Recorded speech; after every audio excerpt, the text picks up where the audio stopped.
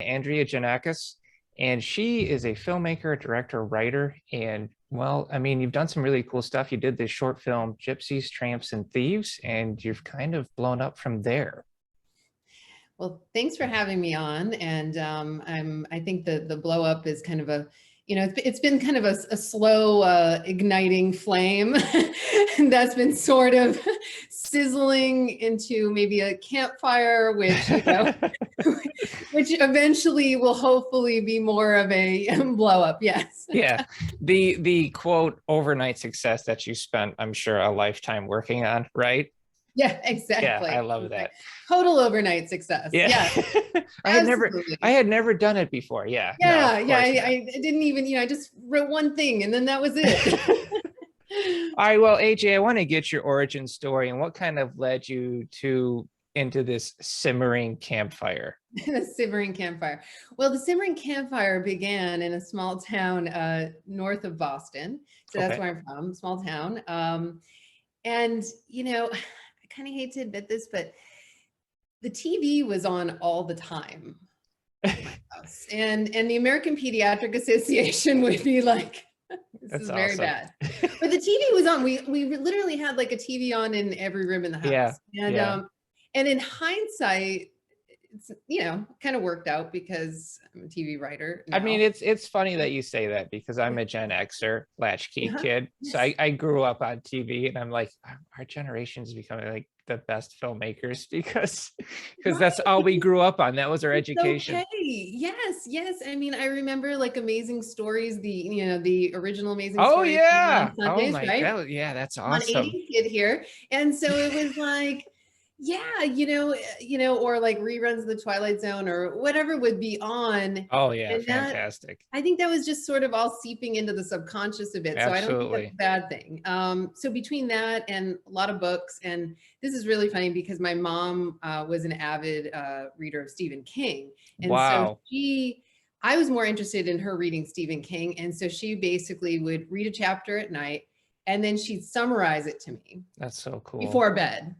Oh. So I was like, okay, so chapter 10 of Pet Sematary. That's so awesome. She'd edit out like the really scary, I don't want to say, yeah.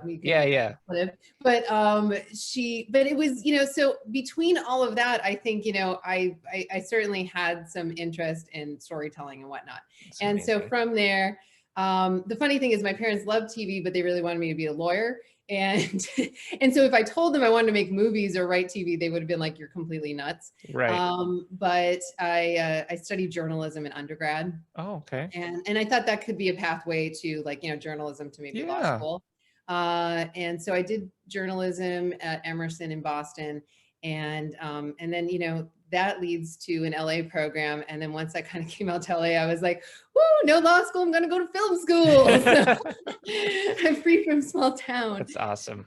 And then that led to, between that point of undergrad and grad school, I worked as an assistant, assistant to a producer, assistant in development, and really just, kind of did that guided script coverage, all of that. Oh, good. So many of us have that story. And then finally ended up at AFI for grad school. Wow. It's fantastic seeing that you really put the work in and you really became a student of this, even from being like little. Even at 7. Yeah, it's awesome. Like my wife read to my son at 5. She's reading him Lord of the Rings. Oh, I love it. I love it. So I have a 2-year-old right now, and I'm like so ready to like prime him for so fantastic. All right, so you created this Gypsies, Tramps, and Thieves, and it was a hit. I mean, it's got a lot of people are loving it. So Gypsies was my thesis film at AFI, and I went to AFI. I actually didn't go. It wasn't journalism to screenwriting. It was actually interesting. It was journalism to directing. Okay. Because when I was actually at Emerson in undergrad, even though I was studying journalism, I was making short films. I was, still kind of exploring that path. And so, so I kind of saw myself as a writer director. Yeah. By AFI, I got in. and then went into the directing program. And yeah, Gypsies was the thesis film. It starred Amanda Seyfried and Annie Quinn. Wow. And you know, and it was sort of interesting because in making the thesis, it was you know, Amanda at the time had done Mean Girls, and she had done a number of projects, and people had known Amanda. Yeah. And we got this short script to her, you know, for no money. And she called like it was like Christmas Eve, and she was like, left me this really nice message and was like, I love this, I want to do it, you know. Aww. And so kind of goes to show you how there's, you know, really great actors out there too, that when they, you know, connect to material. Yeah, they love the script, and you can they'll do it. Yeah. So and then that film did the festival circuit, and you know, and won a few awards here and there and stuff. And then that's what got my manager on board. I got my representation for the first time. It's your resume. I mean, essentially. Yeah. I mean, the short, you know, when you're whether you're going to grad school or you're not going, you know, or you're just making, you know, shorts on your own or whatever. Absolutely. That's kind of an initial calling card. It's definitely a good way, whether you're a writer or director, both. So what was the driving influence of this short? I mean, you made this short because you wanted to show off your skills. Did you have the intent of like, I'm going to put everything I have into this to show people what I can do to try and grab work? Absolutely. I mean, like we shot the short on 35, you know. Oh, wow. Are you serious? Yeah. And I like Old to say, school. I like to say it's the last short film shot on 35 millimeter. I like to go down in history as that. That's amazing. But it was shot on 35. It was extremely ambitious short. You know, it was like, we shot in the snow, you know, there was practical effects. We shot nights. I mean, everything you're not supposed to do for a short film. Did you work with children and animals? We almost worked with the animals. It was supposed to be this scene. There was supposed to be this great scene with all these turkeys at this farm, and oh my god, night, and these young girls run through it, and the producers kept trying to get turkeys. I was gonna say a producer is probably like, no. And then at one point they were like, AJ, we gotta curb this in some That's point. Hilarious. You know? Reel her in. Yeah, absolutely, reel her in. And I also, you know, my cinematographer is the great Melina Matsoukas, who is now you know, a huge director. She was a you know, music video director and then some. And so you know, we had just a great time working on that, as wild a short as it was, you know. That's amazing. It was a good way to wrap up AFI too. Yeah. Putting everything into it, and literally, I will say on that very last, it was kind of an all-night shoot, and coming down, we shot in Big Bear, coming down the mountain, sun's coming up, wrapped the shoot, and I had this feeling in my heart like, I want to do this for the rest of my life. And I actually, you know, it's kind of funny though, because I actually thought that would be directing, you know, and that's the path I kind of followed out of the gate, and has kind of switched as my career has gone on. But it was this sort of feeling like this was the hardest thing I've ever done, and also the greatest thing I've ever done. That's amazing. You know, so if you can feel that when you're making something, you know, I mean, that's really what you want. Yeah, you're feeling your calling, right? Yeah, you're realizing it. Absolutely. Do you find, well, I want to get on, I'll get on this other tidbit in a second, but I have noticed some directors end up becoming more writers. When they start finding more work, they'll start finding more work as a writer instead of a director. Is that something that you feel like is kind of happening in your career right now? Absolutely. Yeah. So when I, you know, kind of moved from the short, you know, I was really focused on directing, and I was trying to direct indie features. I had a couple of my own that I had written, but I also was very open to directing other work. And, you know, I'd been attached to a couple of projects, and it was like slow, you know, slow going. I mean, it's, you know, trying to get financing together. Oh yeah. And it was just, you know, I have to say too, it was just around this time of, you know, it was before like a movie like Tangerine or something, where, you know, people are shooting something on their phone and being really inventive like that. Right. So it's, yeah, so it was hard. So it was like, okay, what else, how can I be working in this business? Yeah. You know, and not feel like I'm begging right? Right. People Right. for money for my movies and stuff, you know, which is, you know, But that's the truth of it, you know? yeah. I mean, it's just so in TV was the outlets of TV and the streaming services were becoming so hot, you Yeah. know, Yeah. and you had like Amazon, you have Hulu, you have, right. And TV was just getting more and more amazing. Yeah. And I was like, you know, maybe I should just try to write a TV pilot, just a spec, you know, or even a Awesome. spec off of a show or something, you know, and see if maybe there's a way to navigate into the business that way more.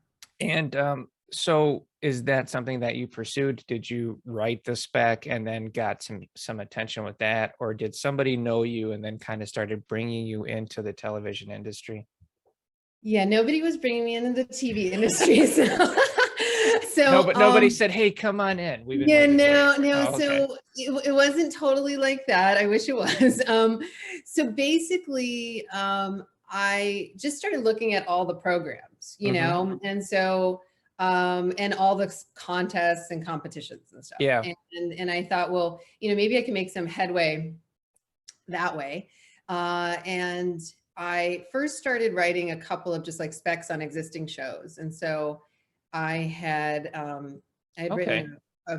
I wrote a Homeland one, and I wrote like a Vampire Diaries one and stuff. And Cool. you know, and that made a little bit of traction in some of the you know, like diversity programs where you can, you know, the WB and stuff, you know, but I didn't nail a slot in those, but it gave me like a little bit of like, okay, like I've gotten the interview, I got really far, like, you know, it's encouraging. It's encouraging, right? Like, and encouragement is what we need in this business, you know, just to keep any encouragement.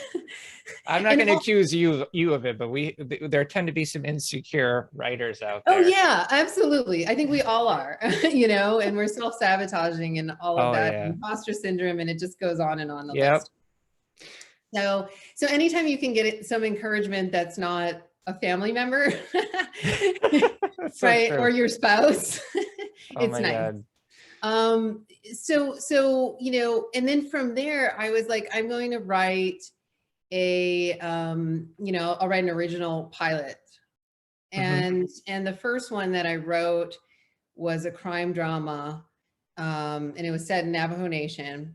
And I submitted that to Austin for their Screenwriting Festival. And I was a top 3 finalist in their teleplay competition. Awesome. And that was even a much further stride.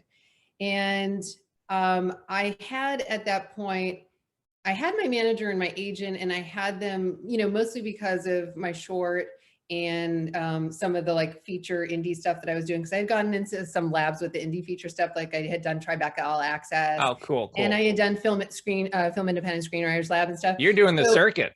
So I had done the circuit. And so, you know, my agent did come on, but she was very excited because she's actually a TV agent that I was starting to write television. Awesome. And when the Austin thing happened, she was like, okay, let's stay the course with this, you know, like, let's keep, you know, you're going to need a couple more samples, but let's, you know, but this one's going to at least start getting you meetings and start getting you generals. What I love about this, AJ, is how methodical you were about strategizing your plan for success, because I talk to a lot of screenwriters and I teach as well. And they love to write, but they don't know how to get the baby steps forward. And just kind of listening to your path of, you made the great short film, you got the attention, it opened up a couple of doors, you got the meetings, you took advantage of that. Then you analyze the whole niche of, okay, where can I go? Television is good. And then you planned it out. And that is how you do it. And you're like living proof of it. I think this is absolutely fantastic.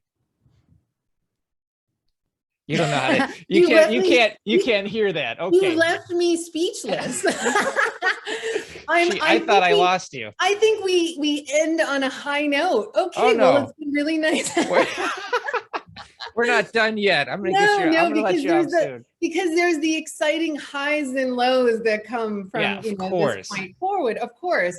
But you're right in the sense that it's funny because at that point I was also, I had written that pilot, it was getting more traction. My agent said, keep writing pilots. And then simultaneously I started teaching. Like you, I started teaching at the Art Institute. And I was teaching screenwriting part-time. And I was telling my students exactly what you just said, because I was speaking from my experience of, this is where I am right now, right? And this is how I got there. And this is where you are right now. And this is what you can do to get now to this point. And I think it's really helpful to, you have to put on a little bit of a business hat, right? And you have to have a sensibility in terms of like how you want to navigate time. You know, and you can spend 5 years trying to make your passion project, which absolutely, and I think that is great as well, you know, but, you know, there's also, you know, if you have, you know, a child, if you have a family, you have mouths to feed, if you have health insurance. There's nothing wrong. There's nothing wrong with a day job. There really isn't. No, I would never judge anybody, nor should you be judged for, you need health insurance. You know what I mean? So like all of these things, it's fine to do that. But the other thing I always, I tell my students, AJ, I don't know if this is something you mentioned, but like you have to be ready skill-wise for that step. I know, because a lot of writers get that passion. They feel, I want to do this. I love this. It's like, that's great, but you're not there yet. You have to get yourself there, and it takes time. And it's not an insult. And you need material too. The other thing is that, you know, it's a big, if you start, you know, getting those meetings, right, and somebody reads a sample and they like the sample and it's gotten the meeting, but they don't want to maybe do that project, and they say, well, what else do you have? I was teaching my students like, well, the what else do you have is that big question. And if you don't have anything else at that moment or nothing else to kind of talk about, you know, and months go on, and then a year later you try to circle back with that person. Yeah, definitely. You know, you might not even be at that job anymore. Yeah, so. build out your portfolio. Absolutely. Now, I wanted to ask you, because I know I've kept you, but I wanted to ask you, what kind of themes do you like to play with when you're writing or directing? You know, it has kind of varied a bit. Do you find it reflects where you are in life and kind of growth as a person? Sometimes it does, but that's not really intentional, I guess. You know, I feel like that's almost oddly like the universe will like kind of bring projects that I go, oh, like, you know, oh, really? How did you know that I'm going through that stage in my life? Or That's how really did you know that now I'm a mother and I have this project of this mother who has lost her son or what, right? And that's been an interesting course, because it's it's like almost cathartic. You know, it really is. It is kind of a cosmic thing. Where lately a lot of the projects have found me. That's awesome. And or all of a sudden, just out of nowhere, you know, I'll see an article or something that's like just truly resonates, and it again has kind of just come out of some strange way. And I think like, oh, I'd really like to develop that. Like, I feel like that's something I like to do right now in my life, you know? So it's, for you, it's becoming quite personal and part of your own journey, which is, that's just beautiful. All right. Before I let you go, I want to kind of get a sneak peek into what it's like right now, developing for television, I think pre-production. Yeah. So, you know, the career stuff kind of segued a bit, and I didn't have kind of the normal, you know, a lot of people have that kind of journey of like they got a job on like support staff on a show, right? Yep. And then got scripts and were able to, you know, be a staff writer or whatnot. They work their way up the chain. Oh my God, I kept trying to do that so bad, and it was really, really challenging. I did end up getting into a room, and you know, and so with a great showrunner named John Rogers, and that was sort of a first experience, but literally, like, I thought I could kind of hop from room to room and get scripts, and that would sort of be the career. And what has happened is, from that point, I actually got on 2 pilot writing jobs. That's awesome. And which is just such a kind of a unique route, and not something that I had intended or thought could happen, but did. And that, so it's been a very kind of different experience than being staffed in a room on a show, you know. Because you're coming in ground floor, so you've probably got some significant influence on the direction of the characters in the show itself. Yeah, I mean, to a point, both of those particular projects are book adaptations. So they're Oh, both that's based on awesome. IP, which is great, and Yeah. it's interesting because I also now I look back in hindsight, and so much of my work has been in some way based on IP, even the short. Oh, okay. The short was based on a short story that I got the rights to.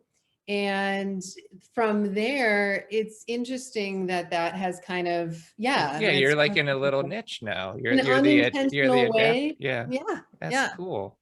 So there's, so you definitely, I think on both projects, both pilot writing projects, the producers have given such flexibility in terms of exploration on that. Yeah. But in order to get those jobs, you have to do like a pitch take on that, right? Right. Read the book, Yep. you come up with your take of, how you would adapt the material. And that's what they're hiring you off of, is that. Yeah. And so you can It's a stay the big course. interview, basically. Yeah. Yeah. Well, that's pretty amazing. Before I let you go, AJ, is there anything I should have asked you that I haven't asked you already? No, I think, No, you we covered really, it. yeah, you really covered it. Yeah, it was really enjoyable. I could actually do this for 2 more hours, but I know this Oh, is only 20 minutes. So yeah. No, it's fine. maybe I'll return again when the campfire has totally blown up, Oh, right? once your show is like post pro and it's coming on streaming, you're coming on this Oh yeah. show. There's no I'm question. back with you. I'm back with you. You'll be my first interview. Oh my God, that's so sweet of you. Thank I you mean so it much. too.